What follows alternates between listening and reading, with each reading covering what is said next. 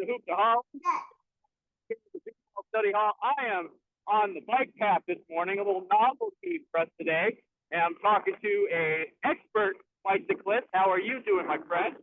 I'm good, Wally, and I'll cover you there. Welcome to Hoop to Holler, Walrus and Dylan. Wally's gonna dodge all of the dog walking people on the path today and stay upright. That's our ultimate goal, and also probably to talk a little bit of Lakers. Let's start out there, Wally. How you feeling about your Lake Show, dude? Are you happy about this Kessler pickup? Do you see the future of the sunscreeners? How you feeling? Dude, I'm feeling great. Getting a little, natural serotonin going right now. I just saw a video. You should get Of Kessler Kess- out there with you, dude. You should get I Kessler, know. AR, and Luke out there with you. I know, man. Yeah. So I saw a video of Kessler and Colin Stint doing a little run in a summer league somewhere, someplace. I'm stoked, man. I think it's going to be good. Are they a championship caliber team? At the moment, you'd have to say no. But we're going to have to see what Kessler really can do on the court because he hasn't seen a lot of it thus far in his career. But he's got the size, he's got the talent, he's got the mindset. Luka's guy. So we shall see, man. We shall see. What's your outlook for the Lakers as of August 3rd, 2026? I think you nailed it there. Luka's guy, right? Like you were. I think the gems were stuck in a place where like, what were the options? So I told you before, I would have gone Jalen Duren. I think he's younger. He plays more defensively athletic. But if Walker Kessler plays and he's healthy, he has a skill set that can help and pair with Luka, and that's why Luka ultimately wanted him. So Luka wanted AR, Luka wanted Kessler, Luka got both those guys. Rui's out the door.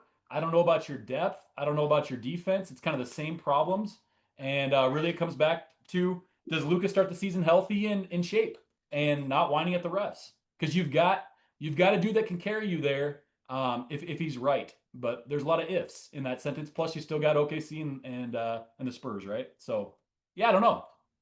I think the whining, honestly, that's the biggest thing for me.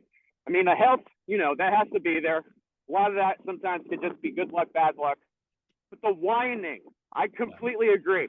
If he starts off the season the way that he normally operates with the whining, it's going to be a long season. Hopefully he learned his lesson getting that game suspension. And it was proven that he held off as long as he did before getting the suspension, that he's capable of shutting his trap. So yeah, I really hope, at this point, he's matured. He sees this now as the opportunity to really prove what he can do in the league.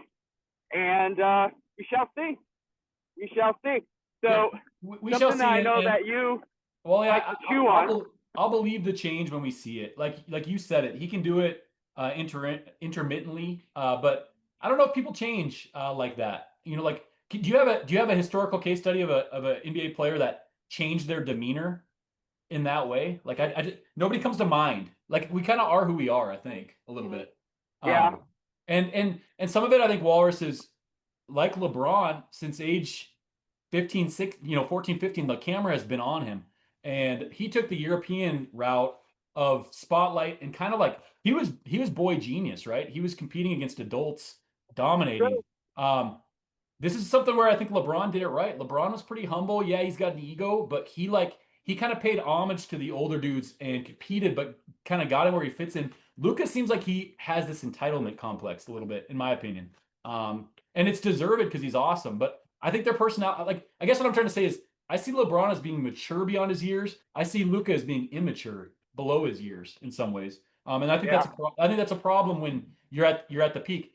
One thing I wanted to say to you, Wally, ironically, wouldn't LeBron have fit pretty well on this team if he had signed the vet minimum and came back? Like all things being equal, wouldn't he have been a pretty nice role player for them? Of course, man. And for me, I said it when he signed with the Sixers, when that news broke, proof that he was willing to do it. But the people out here are just ridiculous. Well, was it the people or was it how management ultimately handled him and or did Luca really not want him? Like if Luca wanted him, he would have been there, right? That's a very good point. I don't know. All I Well, know is that I think you know that. I think James, you have Kessler and AR got maxed. Did he get a max or got a big contract because Luca wanted him? If Luca wanted LeBron, you would have him, don't you think? that's a good point. All I know, though, is that LeBron James' family is here, played 8 seasons here. To take that, third option role in March, It was awesome. and they went 16-2. Yep. I think, yes, there was definitely conflict between him and the Lakers front office, aka Jeannie Buss.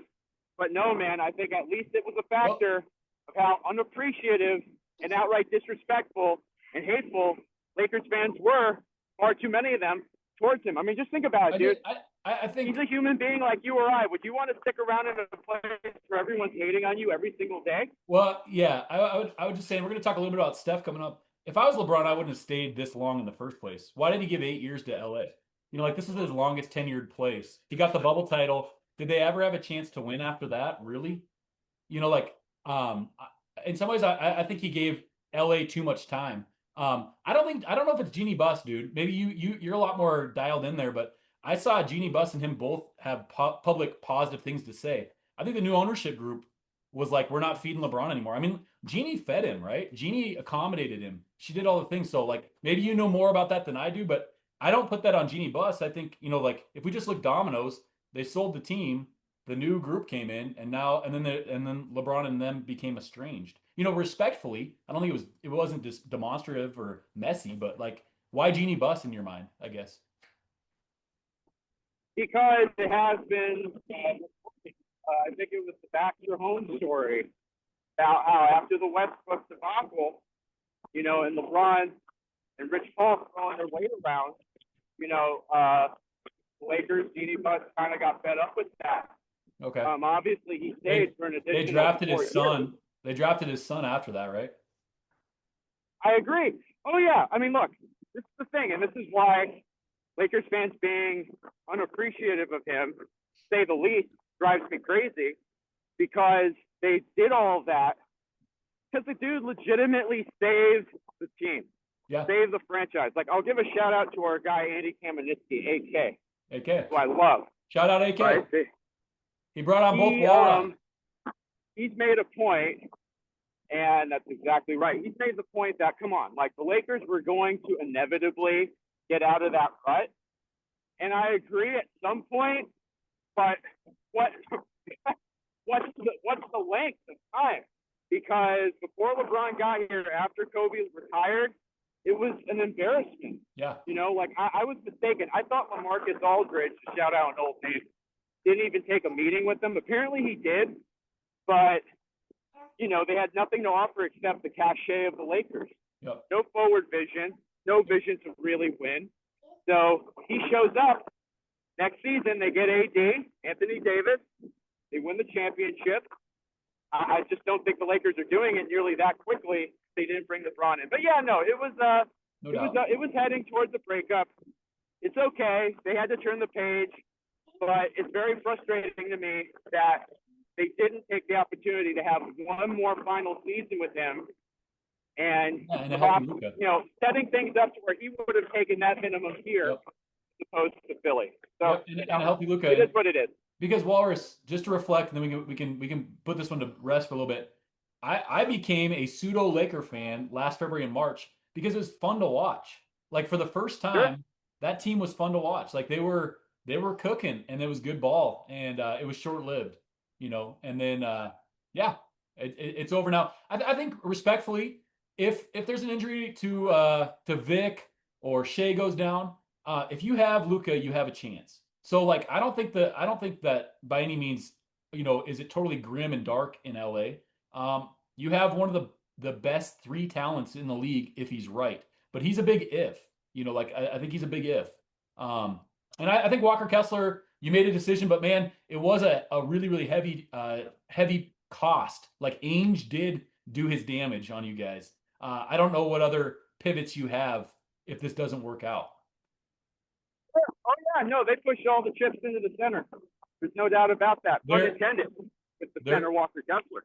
There is a world where if Luka, this one little piece, if Luka and Joker have this awesome relationship, could Kessler's contract somehow bring Joker in someday? That'd be the biggest out. That would be beautiful. If I'm a Laker fan, that I'd be praying for, but there's a lot of ifs there. Yeah, that that would be interesting. I don't think that's happening, but we'll see. I'm very optimistic about Walker Kessler. I really am. Okay, yeah, let's see it. I'm excited to see it. It'll be fun to watch. Yeah, there's no doubt about that. So we were talking before we entered the study hall today about players deciding either to stick around with their original team, which just pretty much doesn't happen anymore, or going to pursue championships like LeBron has done, like KD has done. And the name, of course, Steph Curry came up. I know you have some strong feelings about that. So would you like to share with the audience what you think Steph Curry at this point in his career should do?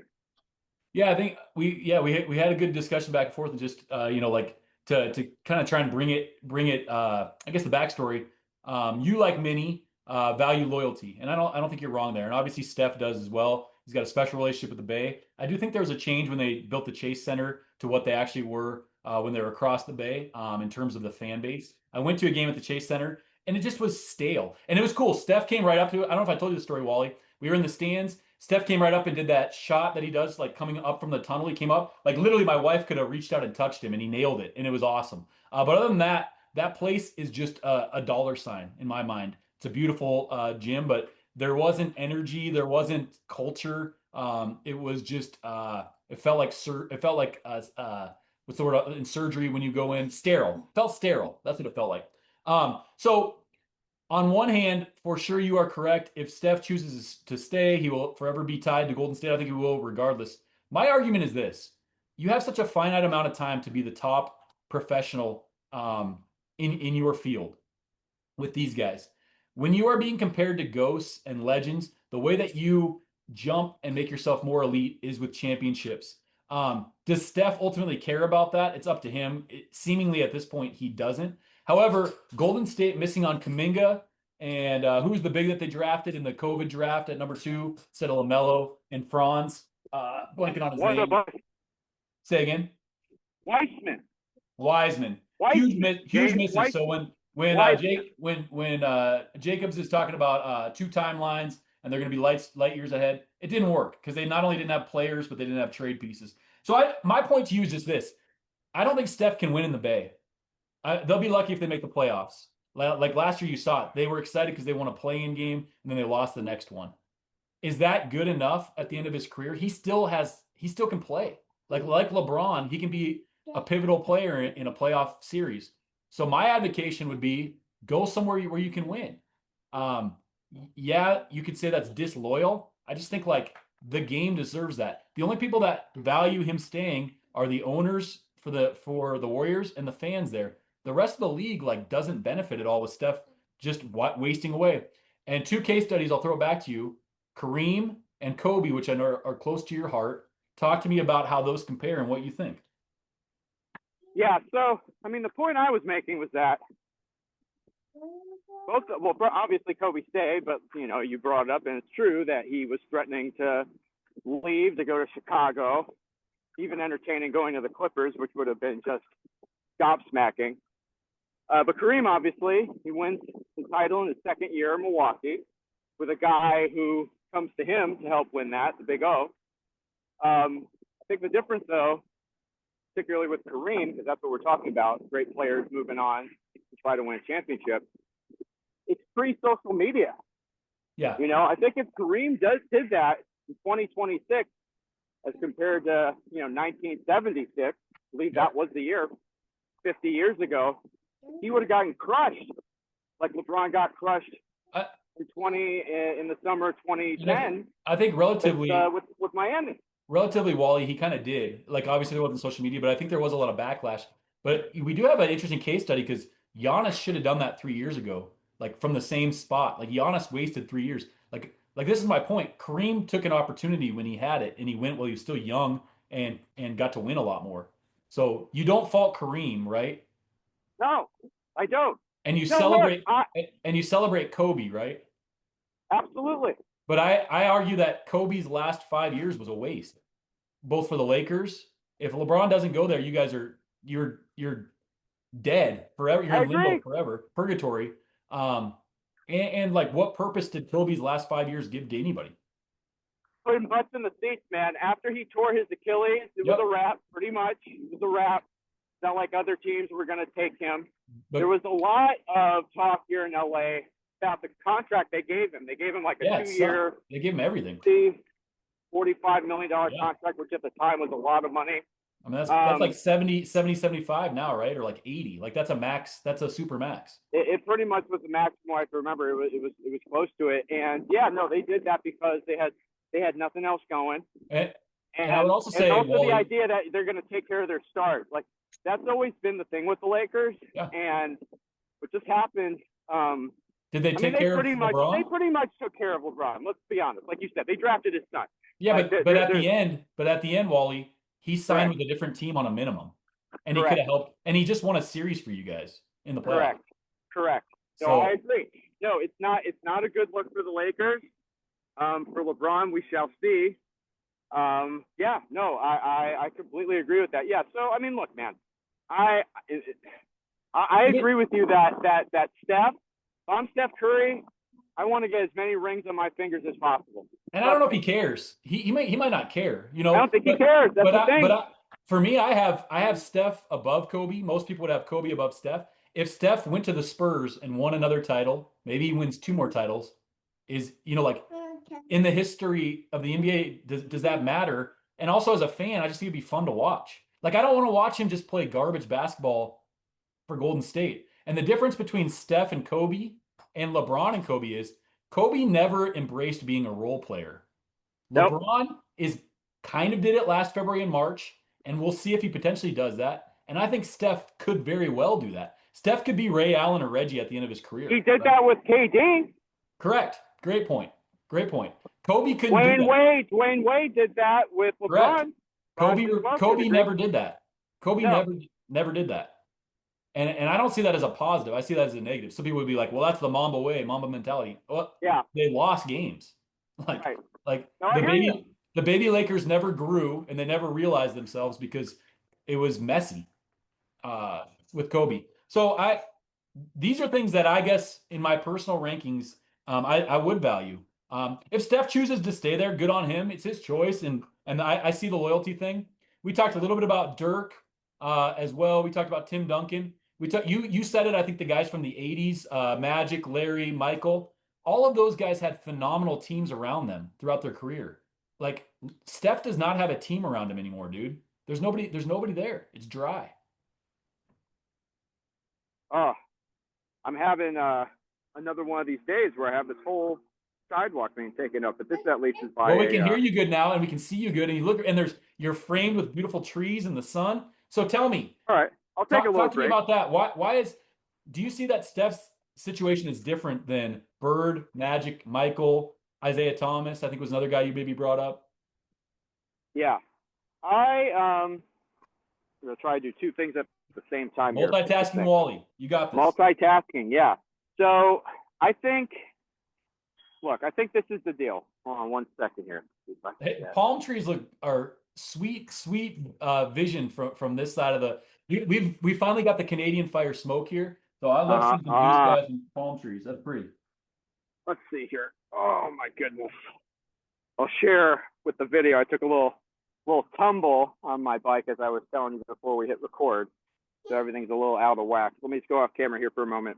I'll keep talking. I'll keep talking while you do that. Would that be helpful? Yeah. Well, no, I was just going to say that I think the difference, and of course, Michael ends up going, to the Wizards onto the court, after he moved into, after he moved into the C-suite.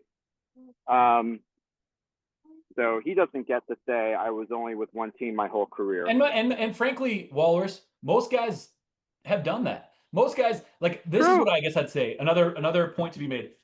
I don't care about this term ring chasing. I don't even know what it means. Like, isn't the point to want to win? So if you are going after the potential to win better, then you should. This is why I think I wouldn't have cared if LeBron went to the Spurs, OKC, or Knicks. In fact, I think he should have done that. I wonder if they didn't want him ultimately, and that's how he ended up in Philly. I wonder if they did not offer. But if you can get LeBron on a minimum contract and you're those teams, tell me the Spurs couldn't have used a veteran getting them into their systems last year when De'Aaron Fox is, crapping the bed consistently and the reason they lost the finals. So I I think when you get to a certain age and you're a certain player, you can do whatever you want, and who cares? The same people are going to hate on you that hated on you before, and the same people are going to love on you that loved on you before. I don't think Oh, you're I gonna, like. agree. I try to stay neutral on this as best I can, but the guys that have chosen to stay have either had really, really good teams around them, or in Dirk's case, they were treated really, really well throughout. And they maybe weren't the upper tier star that Steph or LeBron or Kobe are. Yeah. No, look, man, I don't know. I there there's a plus with either What's the scenario. plus of Steph stays? What's the plus of Steph stays? Being able to say in the 21st century that you stayed with the same team your entire career, that you won multiple championships, And who that benefits? yeah, I mean, it's just like I don't know, man. I guess it's a question of values. You know, like what do you value as a professional, as a human being? Yep. I think he has proven to show that he very much values loyalty, and that goes both ways with him. Um, at least it has, generally speaking. He didn't fight to keep Stability Clay. with He his didn't fight to family. keep Clay. What's that? He did not fight to keep Clay, right? If Steph wanted Clay, he would have still been there. Well, he didn't fight to keep Clay because Clay wanted out. Clay's a guy. Clay's, I mean, it. Steph is one of those top tier guys. Yep. Clay is not. Clay also wanted to get a big payday. He wasn't going to get that in Golden State. But like when we talk about guys like Kareem, Yep. right?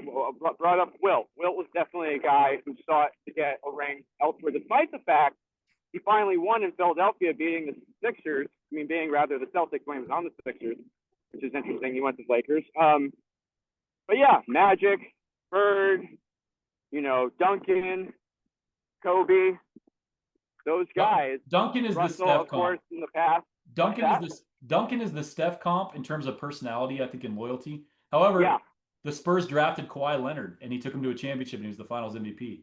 And sure. and Golden State has not done that. Yeah. And even No, I Manu mean, and look, Tony were younger. you brought up James Wiseman earlier. Yeah. That was a crushing mistake. Yeah.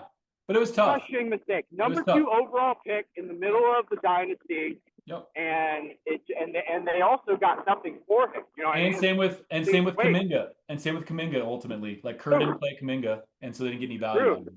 Yep. Well, I put that on Kuminga because if the guy was going to be a team guy, that's why I don't want him on Lakers. Because I just don't think that guy's a team guy. But yeah, man, it's an interesting thing to consider. Would you tune in to Steph playing for the Spurs today? Of course. No, look, dude, entertainment-wise, I'm all with you. You want But to isn't see that the what we're best of the about? best. Aren't we in the entertainment industry